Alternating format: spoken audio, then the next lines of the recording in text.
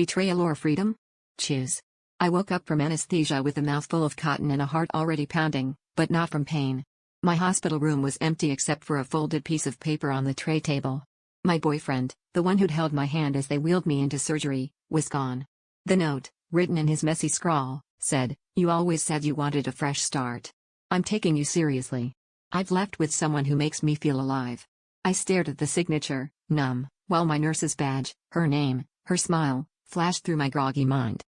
The nurses whispered when they thought I couldn't hear, their glances sharp. My phone was full of messages from friends, but none from him.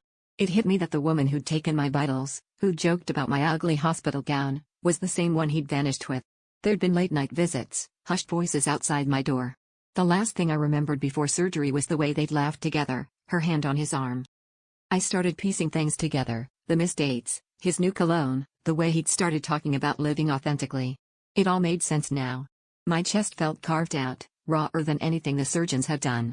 I confronted the head nurse, hoping for denial, but she just looked at me with tired eyes and said, "Some people can't handle waiting for happiness."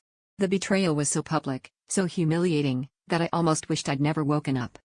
But here's the twist: as the days passed and I relearned how to move, I realized I felt lighter.